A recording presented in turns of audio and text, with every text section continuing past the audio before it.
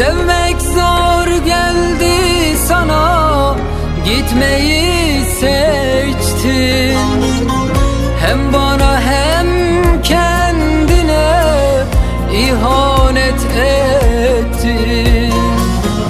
Değer miydi söyle canım böyle gitmeye? Hem bana hem kendine ihanet ettin. Değer miydi söyle canım böyle gitmeye? Yüreğimde hasretinle seni beklerim. Aylar oldu gelecektin, hala gelmedin. Canımdan candın, hayatımdın, öyle diyordun.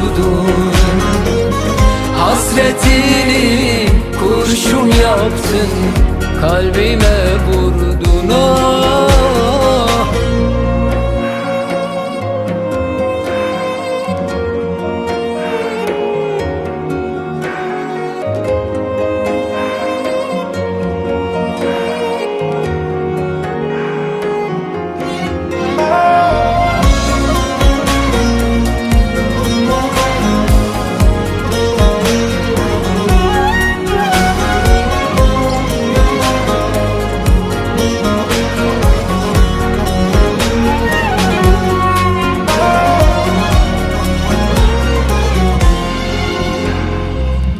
Sen gurbeti kendine yar ettin gittin.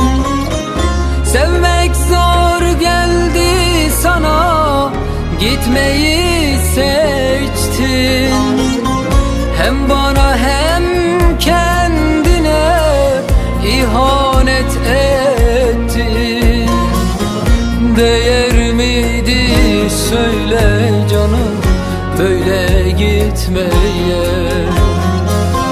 Hem bana hem kendine ihanet ettin.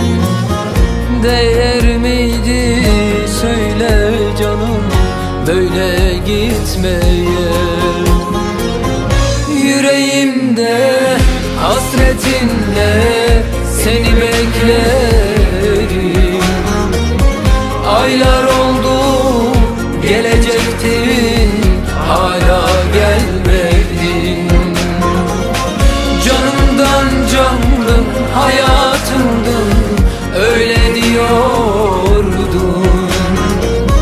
Hasretini kurşun yaptın, kalbime vurdun. Oh. Yüreğimde hasretinle seni bekledim. Aylar oldu gelecektin, hala gelmedin. Canımdan canlın, hayatımdın, öyle diyordun. Hasretini kurşun yaptın, kalbim